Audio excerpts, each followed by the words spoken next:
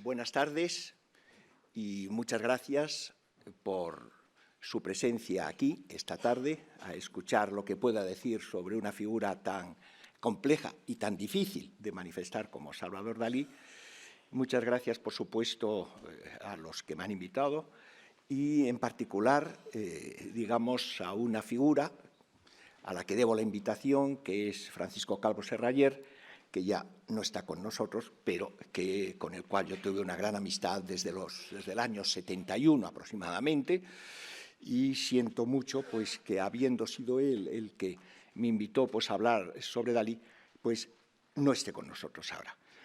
Cuando él me propuso tratar sobre el tema de la fantasía, a mí me interesó, digamos, implicar este aspecto de la ciencia porque no se ha destacado suficientemente y porque no se ha destacado, como veremos en la conferencia, ciertas influencias que son fundamentales para entender la mutación que se produce en la obra de Dalí a finales del 1926 o comienzos del 1927. Cuando, en efecto, yo conocí a Dalí en julio del 1978, precisamente iba en el coche de un amigo que está entre nosotros, que es Fernando Zale de Canales,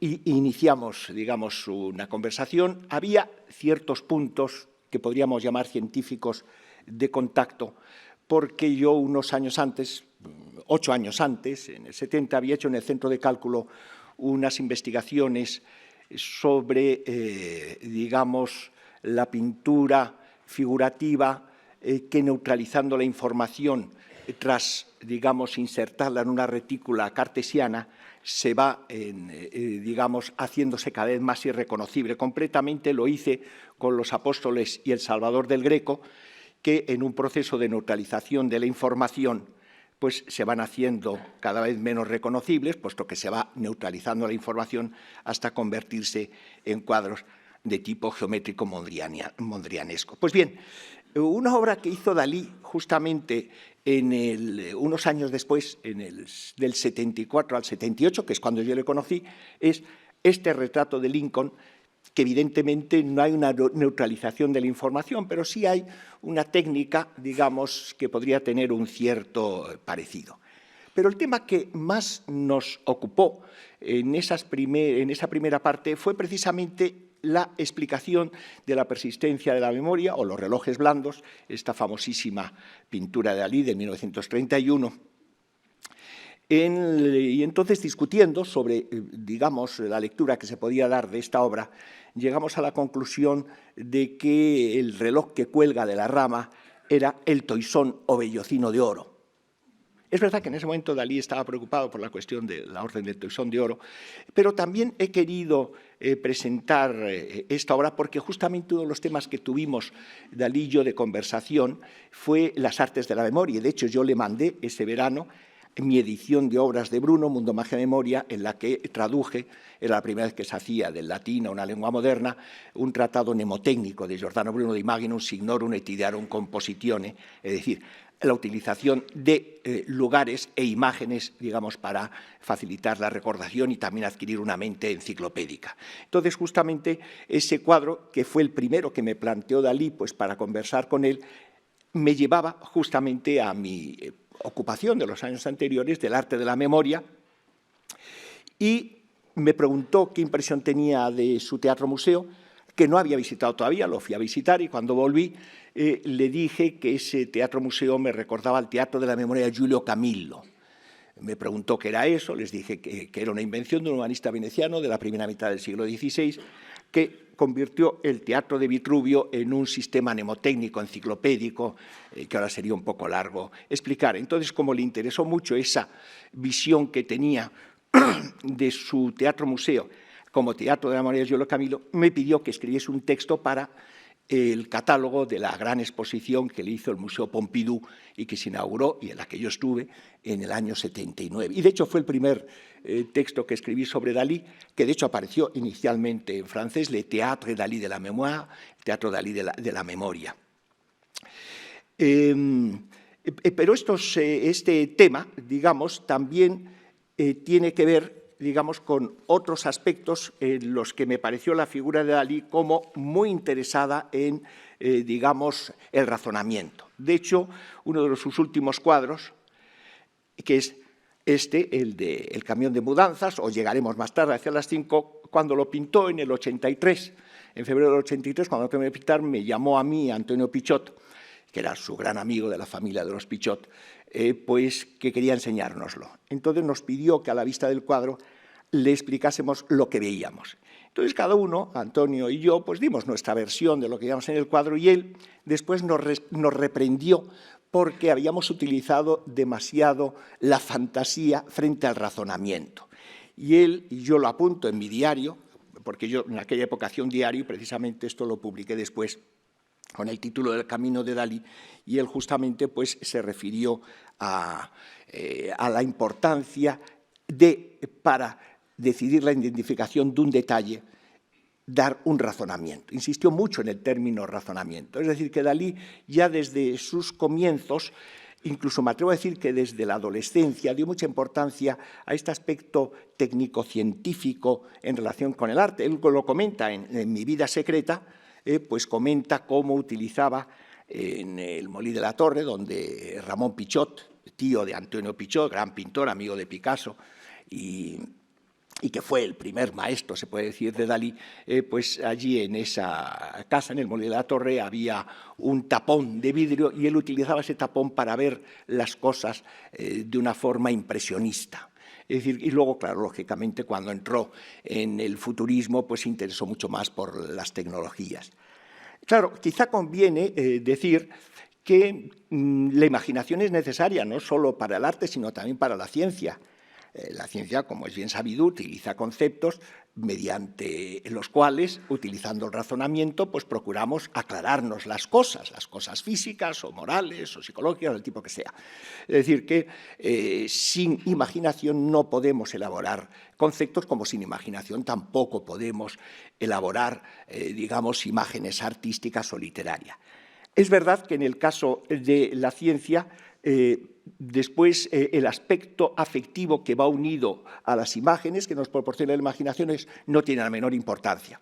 Al científico lo que interesa es proponer una visión racional, conceptual de vida y la emoción es secundaria, mientras que en el caso del artista, tanto si es escritor como si es pintor, la imaginación no está privada de sus adherencias afectivas. Entonces las imágenes siempre tienen este aspecto. Pero, en cualquier caso, la imaginación, digamos, está presente tanto en la ciencia como en el arte.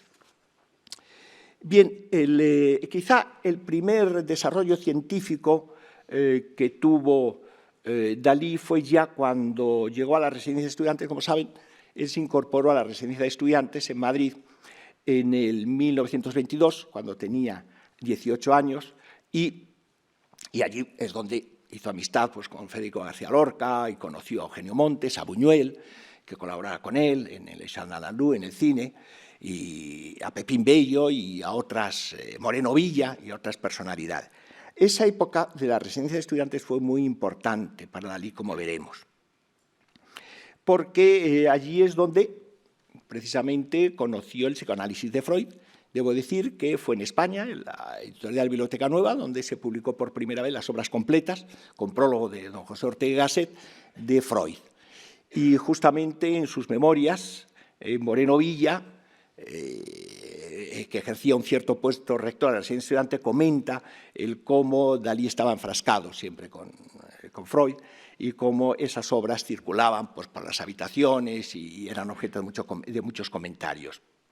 Es decir, que aparte del interés que con el futurismo había adoptado Dalí por las tecnologías nuevas, piensen ustedes en el manifiesto de Marinetti, el futurismo fue quizá la primera vanguardia que él conoció en gran medida por los Pichot, por Pepín Pichot, que le proporcionó precisamente estos manifiestos de Marinetti, pero ya en la residencia de estudiantes cuando se introdujo en el psicoanálisis, que será tan importante para su vida, y dentro del psicoanálisis se interesó sobre todo por la paranoia. La paranoia es este tipo de forma de ver la realidad y que hace que se metamorfosee en función de la idea obsesiva que tiene el paranoico. O sea, el paranoico tiene una obsesión y ya todo lo ve metamorfoseado de acuerdo con esa idea obsesiva que tiene. Y precisamente eso es lo que le llevó a Dalí también a la imagen doble. Aquí tenemos un ejemplo, El hombre invisible, ya de una obra del 29 al 32. Es decir, esas imágenes que pueden ser vistas de dos maneras diferentes. Un torero, que puede ser como una Venus de Milo en un cuadro de Dalí, o un reloj como un queso camembert, en fin. Utilizó mucho esta técnica, digamos, de imágenes, como pueden ver en la cabeza de este hombre invisible, que de hecho es un compuesto de diferentes, digamos, estructuras, más bien de tipo escultórico, arquitectónico, lo que hay ahí. Es decir, que es como un rompecabezas, que es lo que está haciendo.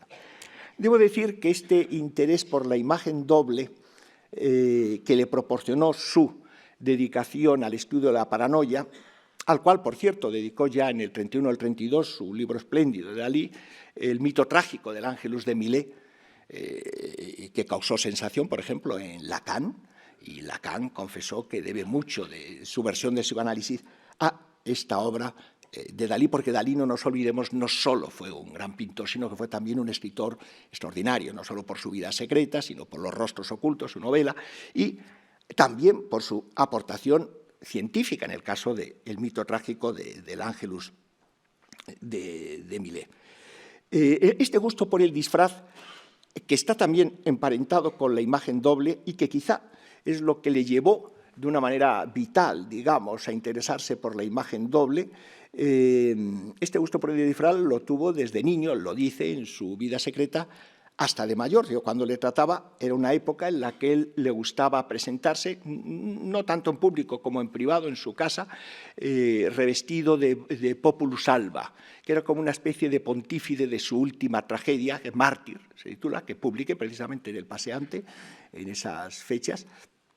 Y bueno, pues él se iba revestido como un pontífice llamado populus alba, es decir, álamo blanco, álamo, en definitiva, es la palabra. Este gusto incluso por el disfraz lo desarrollaron, sobre todo los dos momentos más significativos fue en una fiesta que tuvo lugar en Nueva York, que hicieron Crosby y Levy, en el Coq Rouge, y entonces pues fueron disfrazados de una forma un poco singular, porque Gala llevaba en la cabeza como una cuna con un niño de celuloide que estaba siendo devorado por las hormigas. No nos olvidemos de las hormigas. Ya hemos visto hormigas en algún cuadro anterior, como ven aquí, en el reloj. Importa que nos quedemos con esta imagen de hormigas, también con las pestañas que aparecen en este otro objeto, en esta especie de cabeza extraña que hay ahí. Y por eso ahora citaba lo de las hormigas que aparecen en esta fiesta del año 35. Después, en una fiesta que tuvo en el Palacio Labia de Venecia, dada por Carlos Beistegui, fueron disfrazados de gigante. Es decir, que era algo que le gustaba a Dalí, ese tipo de, digamos, de figuración como hombre espectáculo. Y aquí también este cuadro, que ya es ya más tardío, del 65, la apoteosis del dólar.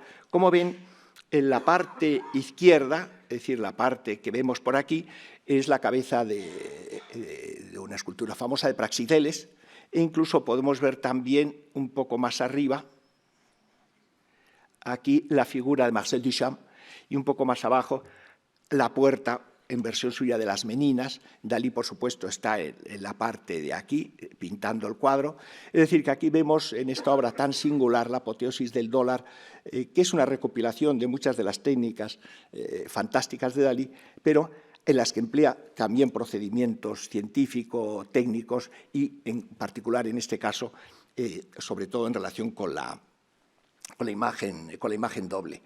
Dalí, ya después del psicoanálisis, ya en los años 40, después de las explosiones nucleares de Hiroshima y Nagasaki, él publicó su manifiesto de la antimateria. Incluso en este manifiesto dice: durante el periodo surrealista he buscado la iconografía del mundo interior, el mundo de lo maravilloso de mi padre Freud, y he acertado. Hoy el mundo exterior, el de la física, ha trascendido al de la psicología. Mi padre hoy es el doctor Heisenberg. es con los pi mesones y los más gelatinosos e indeterminados neutrinos como yo deseo pintar la belleza de los ángeles y de la realidad. O sea que ven cómo ya en los años 40 ya pues trata de sacar el máximo partido posible, digamos, pues a la física, digamos, atómica de ese momento, y se interesará ya desde entonces, por ejemplo, el tema de la morfología animal y vegetal, también la cuestión de la transmisión genética.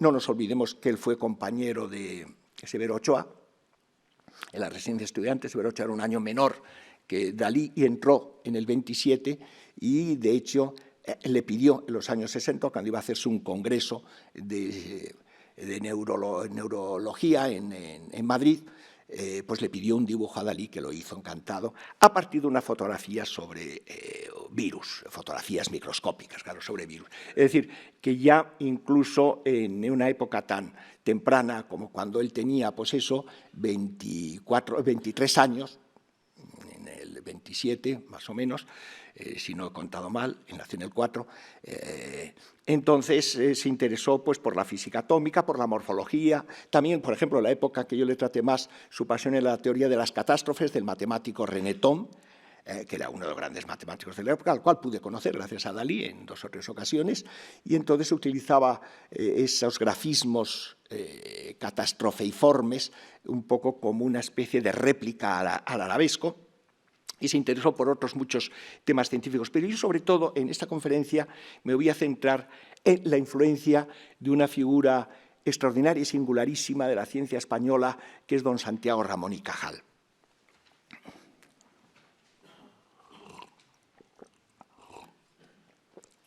Santiago Ramón y Cajal era presidente de la Junta de Ampliación de Estudios y fue el que nombró a los sucesivos directores del laboratorio de la residencia de estudiantes.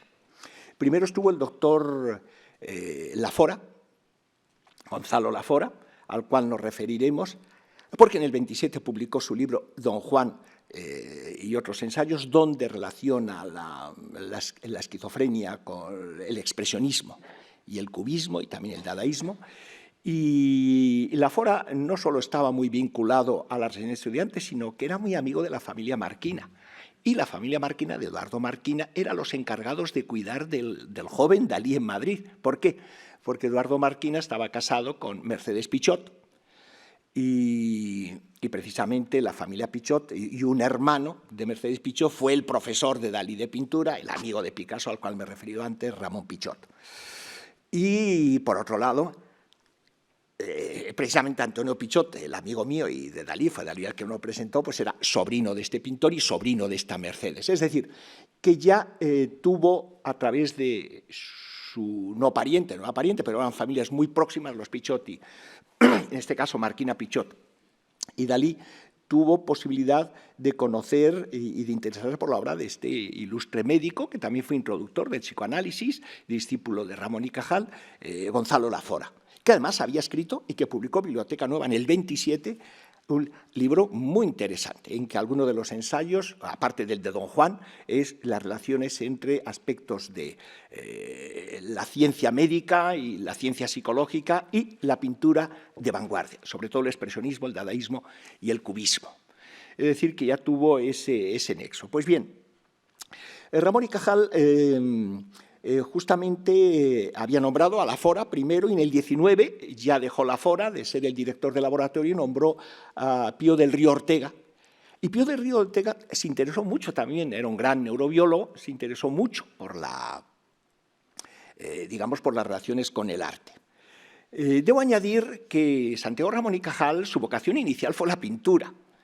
Y lo que nunca le perdonó a su padre es que no le permitiese ser pintor, porque decía que se iba a morir de hambre. Así lo dice en sus memorias, espléndida obra. Pero eso justamente hizo que él pudiese desarrollar una técnica de reproducción de lo que veía a través del microscopio extraordinaria. Digamos, aquí tenemos Retina lagartija, 1891. Qué paisaje más surrealista realmente es este.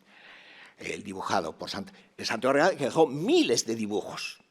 y era la figura, digamos, principal de la ciencia española, fundador de la neurociencia y, digamos, el fundador de la escuela de neurociencia más importante de la época, cuya obra, por otro lado, se le reconocía un gran valor, digamos, por sus calidades artísticas, y de hecho él mismo dice en uno de sus libros clásicos, que es Las reglas y consejos sobre investigación científica, Cajal destaca en la lista de los aptos para la labor científica aquellos talentos que están dotados de temperamento artístico, dice así, cito literalmente. E insiste en ese punto cuando poco después dice que el investigador debe poseer temperamento artístico que le lleve a buscar y contemplar el número, la belleza y la armonía de las cosas. Y su discípulo, Fernando de Castro, otro gran neurobiólogo y magnífico dibujante neurológico, hace unos años en la Academia de Medicina hubo una espléndida exposición de sus dibujos neurológicos, Fernando de Castro, pues dice que con los dibujos de Cajal la ciencia se convierte en arte. Y en otra obra de Cajal, concretamente en Historia de mi labor científica, observa que el jardín de la neurología brinda al investigador espectáculos cautivadores y emociones artísticas incomparables. En él hallaron al fin mis instintos estéticos plena satisfacción. No solo fue un gran dibujante, sino que desde 1868 Ramón y Cajal se dedicó a la fotografía y en el 12 publicó un libro pionero de la fotografía en color y también la fotografía estereoscópica.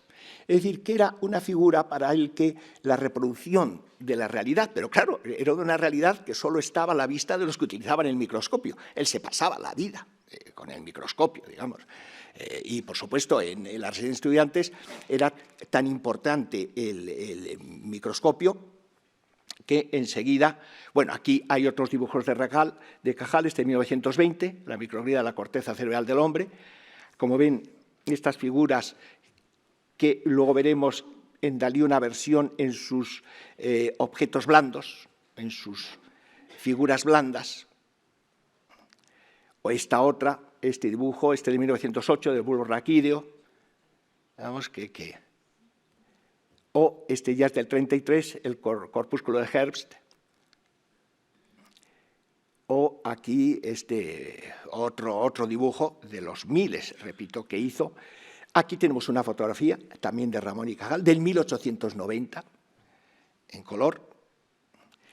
Y este tipo de pintura de Ramón y Cajal, sin duda que influyó en la vanguardia, por ejemplo, de Joan Miró, de Paul Klee, de Max Ernst y, evidentemente, de Yves Tanguy también y de Bols. Bols hubo en el Reina Sofía hace 2 o 3 años una exposición de sus dibujos y es evidente, esto es del año 42, que aquí una influencia. Él estuvo, por otro lado, Bols, en Madrid porque estuvo en Ibiza en los años 30, digamos en la época de la máxima celebridad de Ramón y Cajal, que muere en torno al 34 aproximadamente.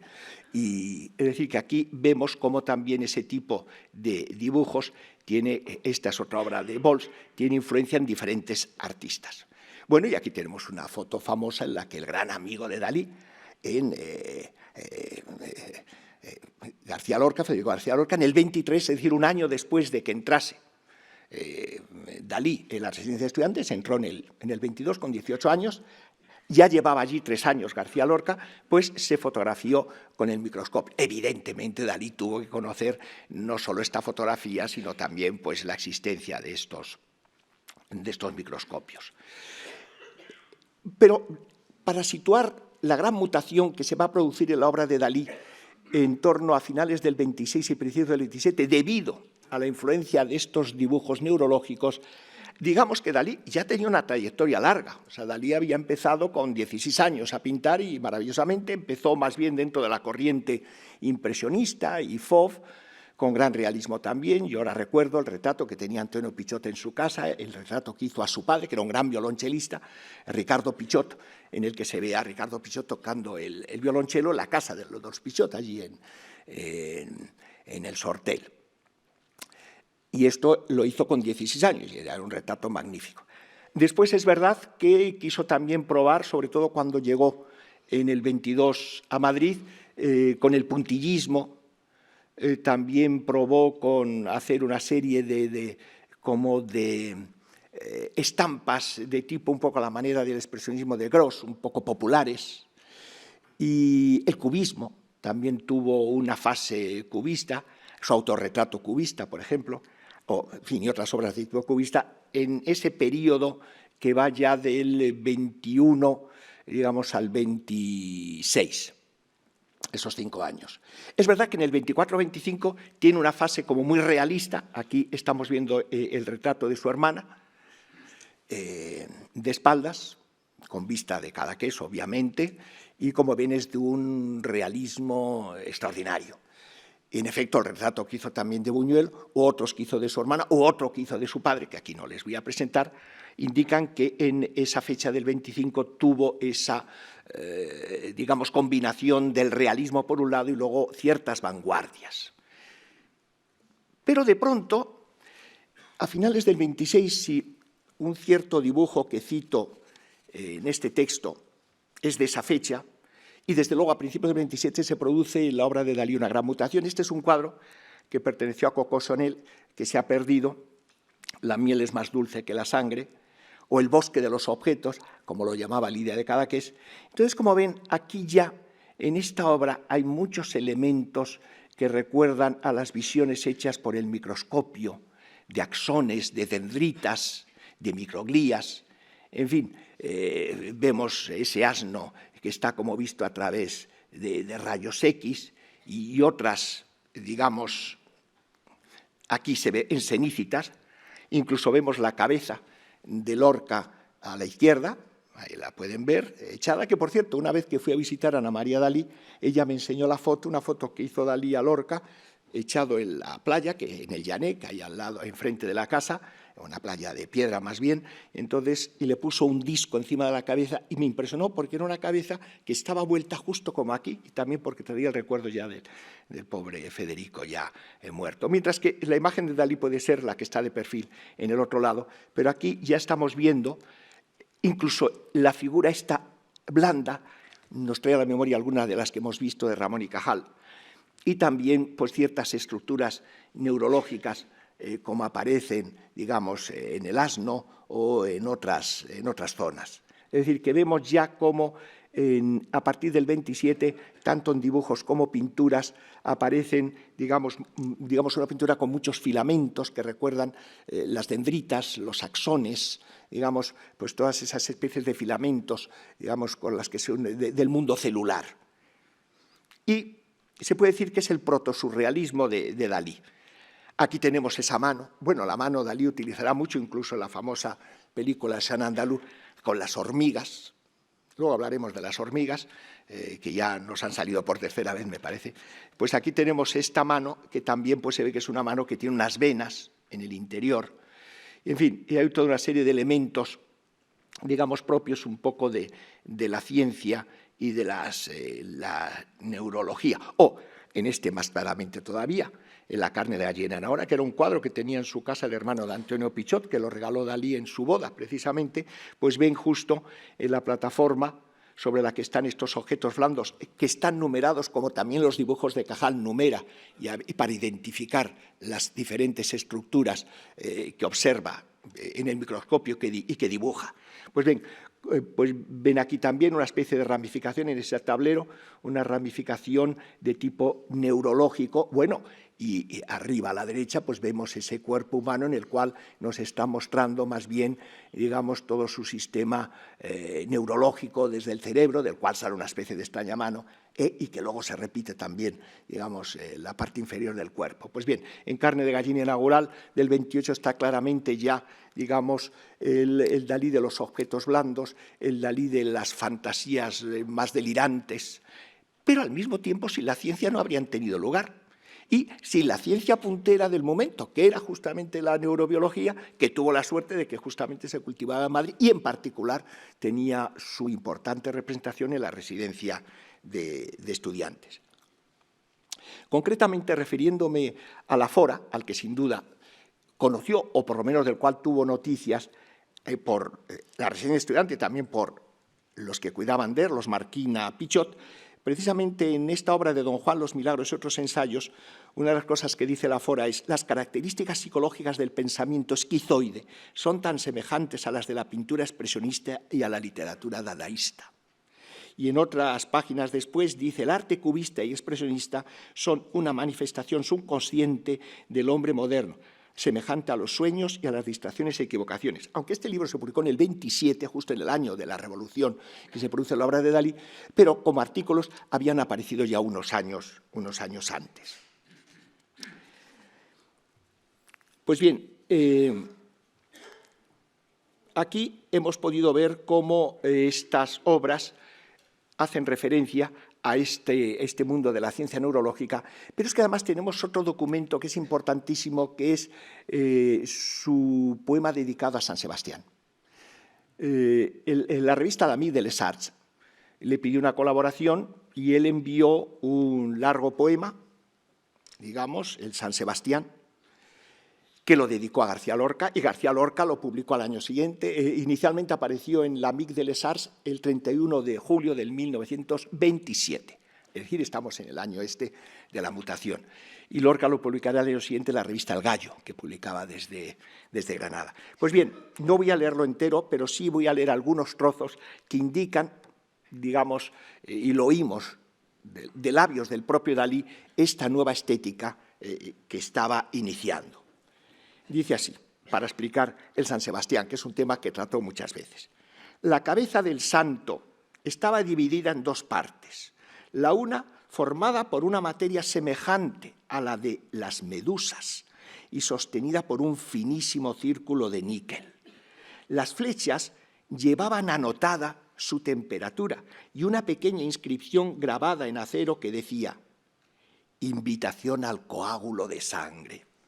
Sobre la mesa, instrumentos exactos, recuerden los del laboratorio, de una física desconocida, proyectaban sus sombras explicativas y ofrecían sus cristales y aluminios a la luz desinfectada. Unas letras indicaban aparatos destilados. Uno de los aparatos llevaba este título: heliómetro para sordomudos. Era un instrumento de alta poesía física, formado por distancias y por las relaciones de estas distancias. Estas relaciones eran expresadas geométricamente en algunos sectores y aritméticamente en otros.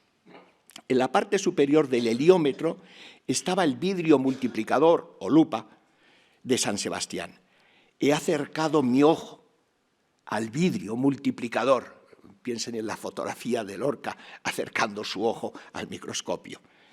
Cada gota de agua, un número. Cada gota de sangre, una geometría. Cualquiera. Cuando mis ojos se paraban sobre un detalle cualquiera, este detalle se agrandaba como en un gros plan cinematográfico. No quiero proseguir mi investigación hasta la vida radiante del leucocito. La clínica blanca se refugiará en el entorno de la pura cromolitografía de un pulmón. Precisamente alguna de los dibujos de Ramón y Cajal que hemos visto se llama cromatolisis, es decir, que incluso hay esta analogía, digamos, verbal, léxica. Pues bien, cuando recibió Lorca el San Sebastián, entonces en la carta que le escribió, voy a extractar esta frase porque me parece que da en el clavo sobre esta estética en la que se ha introducido Dalí y que es la que estoy tratando de destacar, porque desde luego, desde antes de esta conferencia, salvo un artículo que publiqué hace unos años, nadie ha destacado este aspecto de la obra de don Salvador Dalí. Bueno, pues Lorca, al recibir ese poema, dice: tu sangre pictórica y en general toda la concepción plástica de tu estética fisiológica tiene un aire concreto. En efecto, es estética fisiológica. Yo me atrevo a decir más bien, digamos, neurológica. Pues bien, pero me voy a... Bueno, aquí tienen la Man Coupé que publicará precisamente el Lorca y que aquí pues, se ve claramente también estos elementos, digamos, hombre, tratados con una libertad como nunca se permitió un Ramón y Cajal. Ramón y Cajal era una persona de una integridad pictórica y a ello me referiré después, más adelante. en esta conferencia. Pero ahora me voy a referir más bien a otras fuentes de inspiración que estuvo Dalí, que no proceden de los dibujos de Ramón y Cajal, sino de sus escritos. Ramón y Cajal fue también no solo un gran pintor y dibujante, como estamos viendo, sino que fue también un grandísimo escritor, como se ve en su autobiografía o en sus charlas de café, y sobre todo en sus cuentos de vacaciones, que para mí es la ciencia ficción más novedosa que se hizo en la época. Pues bien, vamos a ver que algunos de los temas que más se destacan en esas obras de Ramón y Cajal, que se habían publicado antes de que Dalí llegase a la residencia de estudiantes, aparecen temas que serán muy importantes en la obra de Dalí. O sea que aquí lo que tenemos es al científico Cajal convertido en artista escritor fantástico, que lo fue, repito, que va a influir en un artista escritor fantástico Dalí apasionado por la ciencia. Pues bien, el primer tema va a ser el de las hormigas, por eso les he dicho que se fijasen en las hormigas de la persistencia de la memoria, o incluso en las que aparecen, digamos, en esta cabeza que está vuelta hacia abajo, aparecen como unas hormigas, y también aparece un insecto que también va a tener la mantis religiosa, que será muy importante en el mito trágico del Ángelus de Millet de Dalí. Esa mantis religiosa aparece también en Cajal. Pero ahora vamos a ver lo de las hormigas. Justamente en sus charlas de café hay un relato que adopta la forma, ese relato de Cajal, cito literalmente, carta de una hormiga esclavista, Poliergus rufescens, escrita durante su viaje por Europa a la reina de su hormiguero. Mi queridísima madre, cumpliendo el encargo que me diste de explorar secretamente los hormigueros donde habita el hombre, Formica ferox, de nuestros naturalistas subterráneos, paso a contarte brevemente mis impresiones. Estas hormigas excepcionales, no por sabias y cultas, sino por voluminosas, habitan colosales hormigueros que llaman ciudades, formados por un dédalo de cámaras familiares y de avenidas y calles comunicantes, pero estas aparecen llenas de inmundicias, y las viviendas, por carecer de pisos subterráneos, donde nosotras nos preservamos del calor, resultan tórridas en verano y glaciares en invierno. O sea, bueno, vean un poco también la gracia de Ramón y Cajal, tomando como protagonista de este relato a las hormigas, que aparecen también en otros relatos de Ramón y Cajal, concretamente en cuentos de vacaciones. Pero es verdad que quizá la influencia más directa de esta especie de sublimación y uso que hace Dalí ya desde el 26-27 de las hormigas es en una obra muy particular de Wenceslao Fernández Flórez, titulada Visiones de Neurastenia. A un lector como Dalí de Freud, lógicamente, eso de Visiones de Neurastenia le tenía que apasionar. Una obra del 24, es decir, que estamos 2 años antes de la metamorfosis de Dalí. Bueno, pues en esa obra, Wenceslao Fernández Flórez, en una de las visiones que aparecen en esa obra, la describe el autor de esta forma. Pero he aquí que bruscamente siento una legión de hormigas asaltar los dedos de mi mano izquierda y correr después toda ella. Pronto no fueron hormigas, sino finas agujas que clavaban apenas sus puntas de piel. Lógicamente, la visión que proporciona esta frase nos hace pensar, digamos, a La Palma llena de hormigas y atrapada a la puerta de un Sean andalú, una obra del 29. Antes les cité, y justamente ahora viendo este cuadro lo podemos contemplar, la mantis religiosa, que aquí aparece, digamos, aparece en horizontal. Esta mantis religiosa, que será un tema de los predilectos del surrealismo de Dalí, aparece en las charlas de café de Lorca y aparece así. La mantis religiosa que devora al macho en pleno espasmo de amor, que es el tema que desarrolla en el mito trágico del Ángelus de Millet, esto es lo que dice Cajal. Uno diría que esto sería del mito trágico del Ángelus de Millet, pues no, es de Cajal, el cual escribe en otro momento de esa obra de las charlas que hay en los besos apasionados de ciertas hembras sensuales un no sé qué de amenazador y de salvaje. Recuerdan el feroz transporte amoroso de arácnidos insectos, porque también Dalí, junto con la mantis religiosa, empleaba el saltamontes, por ejemplo, y otros insectos. O sea que aquí tenemos digamos, como el tema también de la mantis religiosa es un tema, digamos, que está ya iniciado por Cajal, como otro tema que será importante en el Dalí bueno, es otra obra de Cajal, la cromatolisis, quizá por el recuerdo que tiene de la carne de gallina inaugural, esos objetos blandos que veíamos. Bueno, pues aquí vemos en El enigma del deseo, una obra del 29, muy importante, ma mère, digamos, mi madre, ven en esa cabeza que está apoyada la nariz sobre el suelo, vemos unas especies de pestañas de colores y al lado como un hormiguero. Pues bien, la importancia que va a dar Dalí a las pestañas ya lo vimos también en la persistencia de la memoria, uno de los primeros cuadros que vimos, el cuadro de la persistencia de la memoria, los relojes blandos, y dije, fíjense en esas pestañas. Pues bien, justamente en uno de los cuentos de vacaciones de don Santiago Ramón y Cajal, concretamente en uno que se titula Secreto agravio, secreta venganza, el protagonista es un bacteriólogo que descubre los amores adulterinos de su joven esposa y colaboradora con un ayudante del propio bacteriólogo. Mediante tretas las descubre en las que el microscopio desempeña un papel esencial. Como ven, es una ciencia ficción muy especial. Y en una carta que escribe el sabio a su esposa le dice esto: tus ojos claros valían algo más que el ocular del microscopio y tus pestañas merecían observación más atenta y ahincada que todos los bacilos y espirilos de mis cultivos. O sea, de pronto aparece esta relación de las pestañas de su amada esposa con los bacilos y los espirilos. Pues bien, las pestañas van a ser también, digamos, como vemos en El enigma del deseo y en otras obras que lógicamente no podemos ver aquí, otro tema importante de la pintura de Dalí. E incluso en los cuentos de vacaciones de Ramón y Cajal aparecen párrafos que uno, si no le dicen que son de Cajal, uno pensaría que están extraídos de la novela Rostros ocultos de Dalí. Por ejemplo, este.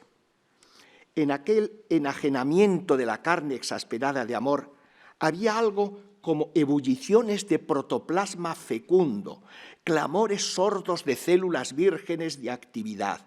Y en medio de aquel tumulto celular todavía sobresalía el clamor de las enardecidas fibras cardíacas, que aceleraban vertiginosamente su ritmo y golpeaban con inusitada furia la jaula de la carne. Bien, hay otros temas, veo por la hora, que no puedo desarrollar con la amplitud que querría, en los que evidentemente la obra de Cajal se anticipa a ciertos aspectos de Dalí, como es el de la amplificación. Hay un cuento precioso de Cajal, en estos cuentos de vacaciones, El pesimista corregido, en que este pesimista se despierta un día, Juan Fernández, y descubre que está viendo las cosas ampliadas 20.000 veces. Perdón, 2.000 veces, lo cual es verlas muy ampliadas. Entonces, todo el cuento, que son casi 20 páginas, es una descripción de lo que se ve, lo que ve este Juan Fernández, con una ampliación de 2.000. Pues bien, justamente en Dalí, en Rostros ocultos, vemos como en un banquete que da el conde de Gransaille, el notario Girardin, el padre de Dalí era notario, descubre en una ensalada la llanura del Ampurdán.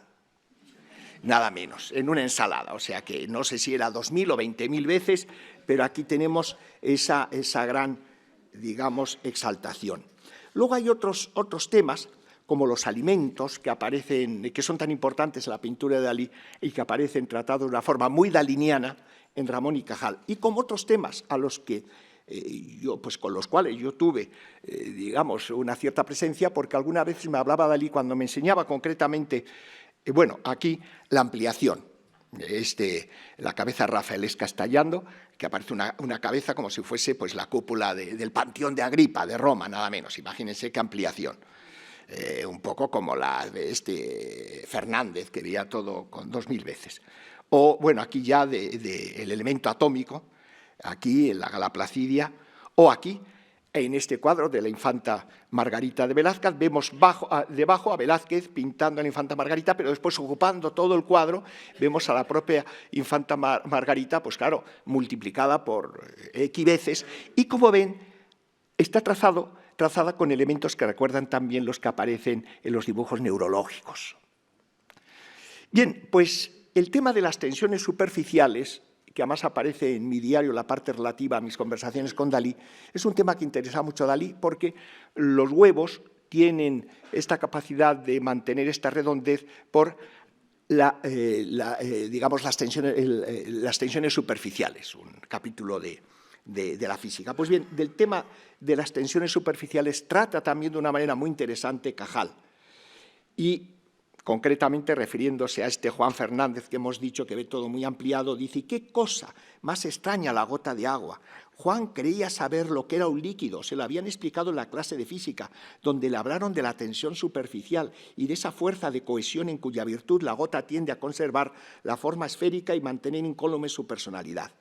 Pues bien, como ven, el tema de la tensión superficial, de la cual me habló Dalí y que para mí era una cosa muy novedosa, y que él me habló sobre todo cuando pintó este cuadro, basado en el Sebastián Morra de Velázquez, que tiene que ver en el título, como ven, es detrás de la ventana, a mano izquierda, de donde os sale una cuchara. Velázquez agoniza, Dalí ya prácticamente agonizaba. Pues estos 5 huevos, pues, bueno, 5 y alguno más también, pero los 5 mejor pintados, pues le llevaron al tema de las tensiones superficiales, en el cual se encuentra también, digamos, prefigurado la obra de Cajal, como también el tema del mínimo máximo. Concretamente, Cajal dice: aquí el problema arquitectónico que parece habérsele planteado al organismo, construir con el mínimo de materia y el menor espacio posible la máquina nerviosa más ricamente diferenciada, etcétera, etcétera. Pues bien, cuando me enseñó el cuadro que dedicó y que regaló al rey Juan Carlos, El príncipe de ensueño, Dalí, al describírmelo y al un poco relatármelo, él se refirió, como señalo yo en mi diario, en noviembre del 79, dice: son lo mínimo que llega a lo máximo. Y digo, como le gusta decir a Dalí. Y en efecto, en otros momentos, pues hace alusión, digamos, a este otro efecto de mínimo máximo. Una cuestión, y es la última que ya voy a tratar en esta conferencia, digamos, de temas, reconozco, de gran complejidad, y en la que uno, como si se introdujese en un bosque, no sé si de dendritas o de axones o de qué, pero corre el riesgo de perderme, y yo no sé si en algún momento me he perdido.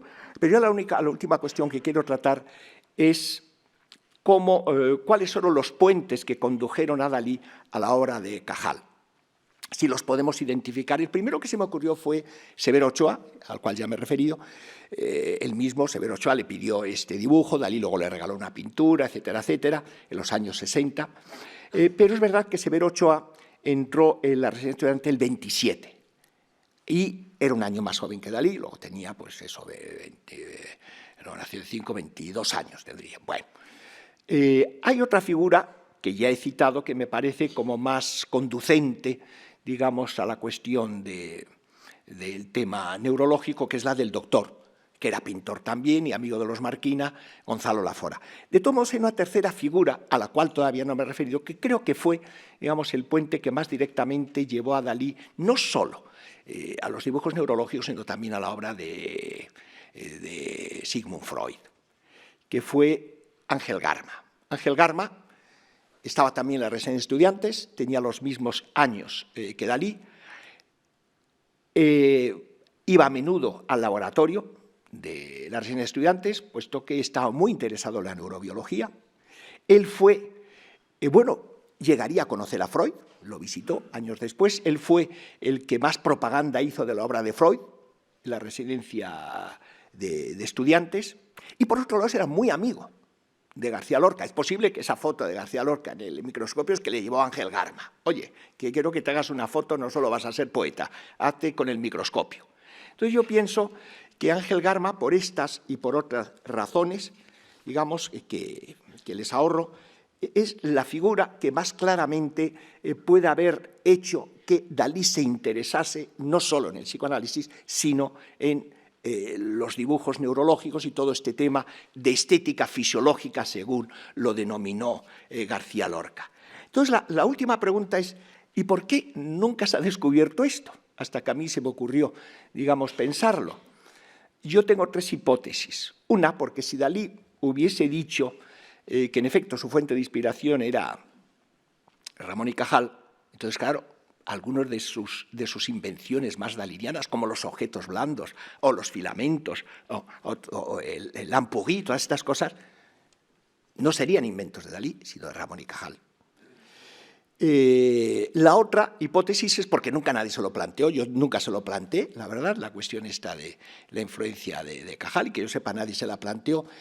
De todos modos, yo pienso que la tercera hipótesis que les voy a exponer es la más concluyente, y es que Cajal, en los años 30, escribió bastantes textos en los que despotricaba contra los vanguardistas, los expresionistas, los cubistas, surrealistas, en fin, en los años 30, de una manera feroz. Porque nos encontramos con la sorpresa que un pintor tan absolutamente figurativo como Ramón y Cajal, como el mundo, que representa su mundo, tan extraño, digamos, tan desconocido hasta la época, pues resulta uno de los padres de la vanguardia, a pesar de que él era enemigo total de la vanguardia. O sea que pienso que quizá Dalí, que evidentemente tenía que saber eso, que Ramón y Cajal era enemigo de la figura vanguardista que tenía Dalí en los últimos años 20 y en los primeros 30, que es cuando hace sobre todo estas declaraciones de Cajal, dice, ¿para qué voy a citar, digamos, que me ha servido de inspiración estos dibujos?